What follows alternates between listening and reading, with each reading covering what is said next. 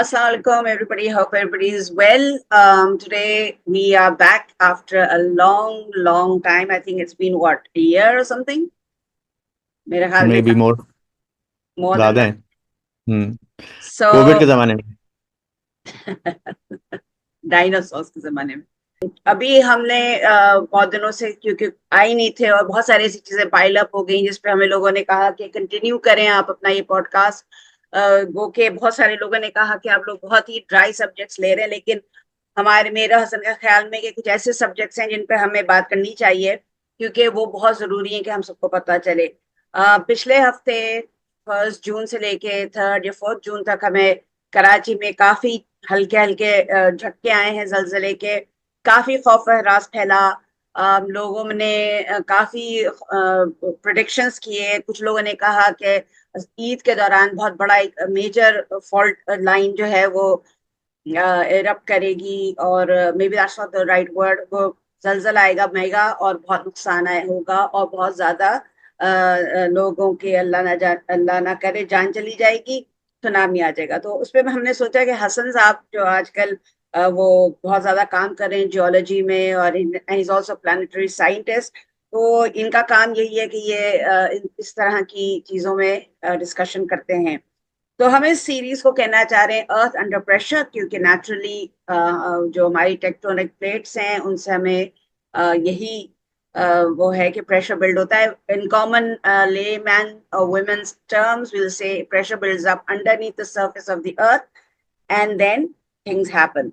तो हसन साहब से हम आज काफी सवालात पूछेंगे जो हमारे यहाँ पर पूछे गए हैं। लेकिन सबसे पहले I want to start off with Hasan. You have can you tell us about earthquakes होते क्या हैं और क्या जो हमारा जो अर्थ है उसमें कोई लेयर्स हैं या सिर्फ एक बड़ा ब्लॉक है जो कि एकदम से कुछ होता है अंदर और वो फट जाता है और जलजला आ जाता है।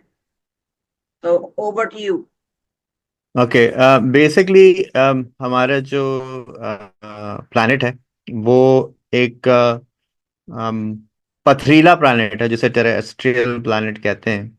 और ज़्यादा डिटेल में जाने के बजाय मैं ये बताऊंगा कि जो हमारे सोलर सिस्टम के पहले 4 प्लैनेट्स हैं वो पथरीले हैं। और मुख्तलिफ उनकी जो धातों से और मटेरियल से बने हुए हैं। हमारा जो प्लैनेट है जो तीसरा प्लैनेट है सूरज के फासले पर, तो पहला मरकरी, दूसरा वीनस और तीसरा अर्थ। ये इस तरह कूल हुआ कि इसकी कई लेयर्स बनी जब ये तकरीबन 4 अरब साल पहले कूल हो रहा था।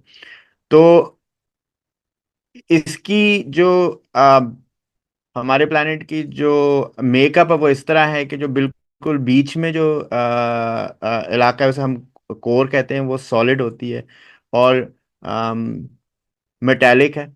उसके ऊपर हमारी लिक्विड कोर है जो कि वो ही जो धातें हैं वो पिघली हुई हैं, यानी उसमें आयन और दूसरे जो मेटल्स हैं वो पिघले हुए हैं। उसके बाद हमारा मेंटल एक होता है जो उससे ऊपर है। और वो उस पिघली हुई जो तकरीबन बहुत ही ज़्यादा गाढ़ा लिक्विड समझ लें, जो अगर आप समझ लें कोई भी, अगर आप लोहे को अगर पिघलाते हैं तो आप देखते हैं वो कितना गाढ़ा है, उसी टाइप का वो इनर कोर आउटर कोर कहलाता है। फिर उसके बाद मेंटल है जो उसके ऊपर बेसिकली तैर रहा है। उसके ऊपर हमारी क्रस्ट आ जाती है जो कि आप जिस चीज़ पे हम चलते फिरते हैं, जो हमारी ज़मीन है जिसे हम कहते हैं, वो क्रस्ट कहलाती है। अब उस क्रस्ट के भी कई लेयर्स है, लेकिन इसमें जाने का कोई फायदा नहीं है इस वक्त। नहीं, हम इस बस ये बता दें दादा की जो क्रस्ट है उसकी क्या थिकनेस है। तो Is क्रस्ट it, की is it uniform all over the world, planet? तो क्रस्ट जो है वो जाहिरी बात है, वो जो जमीन है जिस पर हम चल रहे हैं वो तकरीबन 30% के करीब है दुनिया के जो सरफेस एरिया उस पे उसको कवर करती है। बाकी आपको पता है समंदर है, हम्म। ओशंस है। तो जो क्रस्ट है उसकी जो एक औसतन जो एक गहराई होती है वो तकरीबन 70 से 120 किलोमीटर होती है। ज्यादातर जगहों पे, कुछ जगहों पे इससे भी ज्यादा गहरी है, लेकिन आम तौर पे आपको इसकी जो डेप्थ है वो ये नजर आती है। और जो हमारे जो प्लैनेट, उसकी जो एक खास बात वो ये है, जो मैंने आपको बताया था कि जो मोल्टन, जो एक पिघला हुआ जो उसका जो एक लेयर है, वो बेसिकली इस पथरीली जो ऊपर लेयर है उसको, वो उस पर तैर रही है। और क्योंकि वो जो एक लिक्विड लेयर है वो उसे हिलाती है, तो ये अच्छा, वो एक डायरेक्शन में नहीं बल्कि मल्टीपल डायरेक्शंस में वो नीचे जो मोल्टन है वो हिलता है, उसकी वजह से ऊपर की लेयर्स जो हैं वो उसको फॉलो करती हैं। टू मेक पीपल अंडरस्टैंड कि वो जो समंदर है उसके नीचे भी टेक्टोनिक प्लेट्स हैं। नहीं नहीं, सबसे सबसे जो बीच में आपका मेटालिक कोर है, जो कि मतलब ऐसी धातुओं से जो बहुत भारी हैं, जैसे आयन होता है और इस टाइप की दूसरे मेटल्स होते हैं, वो सॉलिड है बिल्कुल बीच में। उसके ऊपर जो एक सतह कह लें, लेयर कह लें, वो उस उन्हीं मेटल्स की पिघली हुई एक लेयर है, जो कि चारों तरफ है। आप समझ लें, अगर आप एक कीनू ले लें, उसके बीच में, बल्कि अगर आपको खुबानी ले लें, उसके बीच में जो सबसे सख्त चीज है वो मेटेलिक कोर है। उसके बाद जो थोड़ा सा गूदा है, in the case of the अर्थ वो थोड़ा सा और लिक्विड है, वो है। फिर उससे ऊपर आपकी मेंटल आ जाती है, जो थोड़ी और सख्त है। फिर उसके बाद हमारी सबसे ऊपर जो है वो क्रस्ट है, जिसपे हम वो चल फिरते हैं। तो लेकिन वो जो लिक्विड जो है, मादा समझ लें, जो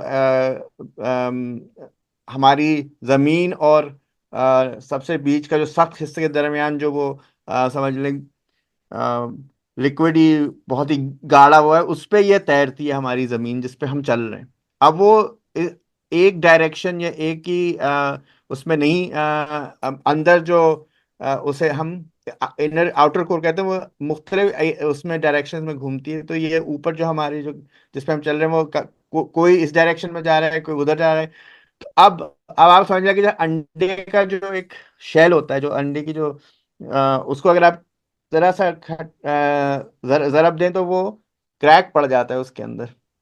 तो इसी तरह क्रस्ट है। क्रस्ट जो है वो काफी पतली है, पूरी अर्थ की क्या कहते हैं उसके मुकाबले में, क्या रेडियस कहते हैं उसे, यानी तो ऊपर से लेके बीच तक जो डिस्टेंस है। there's a ji. little confusion here। अगर आप ये कह रहे हैं कि हमारे जो वो लेयर है वो यूं जा रही है, किसी भी तरफ जा रही है, ठीक है, आगे पीछे भी हो सकती है, उल्टे सीधे भी, तो दैट जहां हम रह रहे हैं वो तो नहीं हिल रही ना। नहीं, वो जहां हम रह रहे हैं, असल में वो मूवमेंट इतना स्लो है कि हम एज ह्यूमंस उसे हमें एहसास नहीं होता। हम्म। जैसे कि ये जो हिमालय की जो पहाड़ी हैं, ये एक प्लेट, इन्हें प्लेट्स कहते हैं। ये हाँ। प्लेट्स ऐसी हैं जैसे कि जैसे मैंने कहा कि अगर आप किसी अंडे को की लेयर को क्रैक करते हैं तो वो दो चार जगह पर क्रैक हो जाए तो अलग अलग हो जाते हैं वो पीसेस।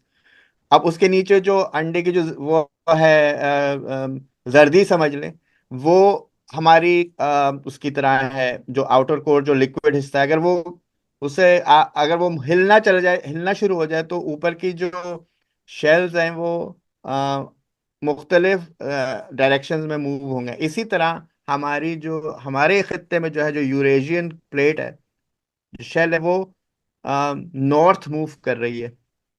और वो जो ऊपर वाली प्लेट है उससे टकरा रही है, वो टकरा रही है, लेकिन at the rate of may be 10 millimetre, या मेरे ख्याल से इससे भी कम है, 7 या 8 मिलीमीटर पर ईयर है। तो वो इतने स्लो मूव हो रही है कि लाखों सालों में वो फिर कोई इफेक्ट आता है। आम तौर पे इंसान उसे नॉर्मल उसमें उनको एहसास नहीं होता, हम उसको परसीव नहीं कर पाते।